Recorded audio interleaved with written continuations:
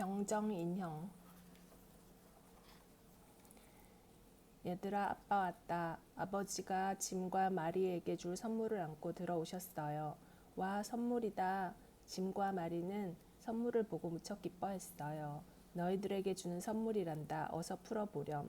짐과 마리는 두근거리는 가슴을 안고 선물 꾸러미를 풀었어요. 아버지는 기뻐하는 두 아이의 모습을 흐뭇하게 지켜보고 계셨습니다. 짐의 선물 상자에는 나부로 만든 병정 인형이 25개 들어있었어요. 그런데 그 중에 이상한 인형이 하나 섞여 있었어요. 이 인형은 다리가 하나 없네. 그 병정 인형은 가장 나중에 만들어졌는데 납이 모자라서 다리를 하나밖에 만들지 못했던 것입니다. 마리의 선물 상자에서 나온 것은 멋진 성과 발레리나 인형이었어요. 마리가 기뻐하고 있을 때 짐이 다리가 하나뿐인 병정 인형을 가지고 왔어요. 내 인형도 다리가 하나뿐이구나. 아니야, 오빠. 내 발레리나 인형은 한쪽 다리를 들고 춤을 추는 거야. 두 사람이 인형놀이를 하고 있는데 어머니가 들어오셨어요. 자, 이제 잘 시간이다. 어서 잠자리에 들거라. 네, 엄마 안녕히 주무세요. 짐과 마리가 잠자리에 들자 방 안은 쥐죽은 듯이 조용해졌습니다. 그러자 장난감 인형들이 악대의 연주에 맞추어 모두 흥겹게 춤을 추기 시작했습니다. 납으로 만든 병정 인형들도 모두 상자 속에서 뛰어나왔어요. 장난감들만의 비밀 파티가 시작된 것입니다. 모두들 흥겹게 파티를 즐겼어요. 그런데 다리가 하나뿐인 병정 인형이 보이지 않았습니다. 다리가 하나뿐인 병정 인형은 성 앞에 있는 발레리나를 보고 있었어요. 정말 예쁘구나. 게다가 나처럼 한쪽 다리로 서 있네. 병정 인형의 말에 발레리나가 방긋 웃었습니다. 병정 아저씨도 한쪽 다리로 서 있는 거예요? 발레리나가 묻자 납으로 만든 병정 인형은 얼굴을 붉히며 말했어요. 발레리나 아가씨도 언제나 한쪽 다리로 서 있나요? 네, 언제나 한쪽 다리를 높이 들고 춤을 춘답니다. 춤을 잘 추는군요. 저한테도 춤을 가르쳐 줄 수 있나요? 네, 물론 가르쳐 드리죠.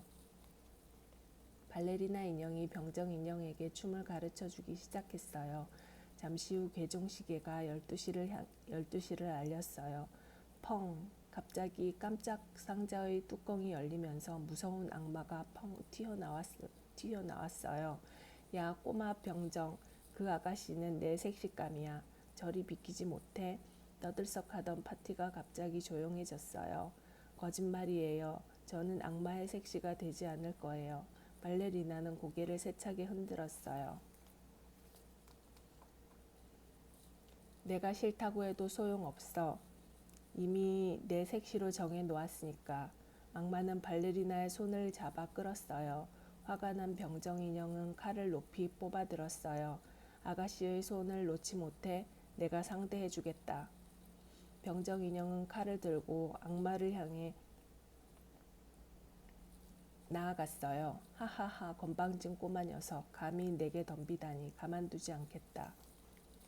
악마는 병정 인형에게 창을 휘둘렀어요. 병정 인형도 지지 않고 열심히 싸웠어요. 그러나 다리가 하나밖에 없어서 생각만큼 잘 싸울 수가 없었어요. 그래도 병정 인형은 발레리나를 위해 끝까지 물러서지 않았습니다. 악마도 끈질기게 병정 인형에게 창을 겨누었어요. 꼬마 병정, 맛 좀 봐라. 악마는 창문 쪽으로 병정 인형을 몰아세웠어요. 병정 인형은 악마의 창을 피해 뒤로 물러서다가 창문이 열려 창밖으로 떨어지고 말았습니다. 하하하, 잘 가라 꼬마 병정. 악마의 웃음소리를 들으면서 병정 인형은 땅으로 떨어졌어요. 땅에 떨어진 병정 인형은 돌의 틈새에 끼어서 꼼짝할 수가 없었어요. 아침이 되어 여기저기서 새들이 지저귀는 소리가 들려왔어요. 그때 마침 소년들이 병정 인형이 떨어진 곳을 지나갔어요. 여기에 뭐가 떨어져 있네. 소년들은 다리가 하나뿐인 병정 인형을 돌틈에서 빼냈어요. 뭐야, 한쪽 다리가 없잖아. 누가 버린 게 틀림없어. 나한테 좋은 생각이 떠올랐어. 소년은 신문지로 배를 만들었어요. 그리고 배 안에 병정 인형을 태운 다음 도랑에 띄웠어요. 야, 배가 간다. 소년들은 병정 인형이 탄 배를 따라 달려갔어요. 기다려라, 외다리 병정. 병정 인형에게 질 수 없지. 도랑물은 점점 세차게 흘렀고 병정 인형을 태운 종이배는 빠른 속도로 떠내려갔어요. 어느새 소년들의 목소리도 들리지 않았어요. 병정 인형은 멈추려 했지만 배는 물살에 밀려 떠내려갔어요. 얼마쯤 떠가다 병정 인형을 태운 종이배가 큰 하수구로 흘러들어갔어요. 병정 인형은 문득 이런 생각이 들었어요. 이제 다시는 아름다운 발레리나 아가씨를 만날 수 없겠지. 바로 그때 구멍에서 쥐가 나타났어요. 찍찍, 이 하수구는 내 땅이야. 그러니까 여기를 지나가려면 내 허락을 받아야 돼. 병정 인형은 정신을 차리고 말했어요. 그건 억지야. 그리고 여기는 어느 누구의 땅도 아니야. 건방진 고물 인형 같으니라고. 가만두지 않을 테다. 쥐는 날카로운 이를 드러내며 병정 인형에게 덤벼들었어요. 병정 인형은 칼을 뽑아들고 쥐에게 휘둘렀습니다. 꽥! 쥐는 병정 인형의 칼에 찔려 허겁지겁 도망쳐버렸어요. 쥐를 쫓아버린 병정 인형은 한숨을 돌렸어요. 그런데 큰일이 생겼어요. 종이배가 물에 젖어 금방이라도 찢어질 것 같았던 거예요. 아, 큰일이야. 배가 찢어지면 이대로 물에 빠져 죽게 될 텐데. 병정 인형이 슬퍼하고 있는데 앞쪽에서 빛이 비쳤어요. 야, 밖으로 통하는 길이다. 병정 인형은 이제 살았다 하고 생각했어요. 그러나 출구가 가까워지자 세찬 폭포 소리가 들렸어요. 병정 인형은 폭포에 휩쓸려 물속으로 가라앉기 시작했어요. 이대로 죽게 되는 것일까? 발레리나 아가씨는 지금 무엇을 하고 있을까? 죽기 전에 한번 보고 싶은데. 물속으로 가라앉으면서도 병정 인형은 발레리나의 얼굴을 떠올리고 있었습니다. 병정 인형은 계속해서 깊은 물로 가라앉았어요. 이제 꼼짝없이 죽는구나. 발레리나 아가씨 안녕. 바로 그때 병정 인형 앞에 커다란 물고기가 나타났어요. 배가 고픈데 먹을 것이 없을까? 이게 뭐야? 이거라도 먹어야겠다. 물고기는 병정 인형을 덥석 삼켜버렸어요. 그 순간 병정 인형은 정신을 잃고 말았어요. 그 다음날 짐과 아버지는 강에서 낚시를 하고 있었어요. 얼마쯤 지나자 아버지의 낚싯대에 물고기가 걸렸어요. 아버지는 낚싯대를 얼른 잡아당겼습니다. 낚싯대에는 커다란 물고기가 꼬리를 파드닥거리며 올라왔어요. 야, 아빠, 굉장히 큰 물고기가 잡혔어요. 아버지와 짐은 무척 기뻐했어요. 엄마, 다녀왔습니다.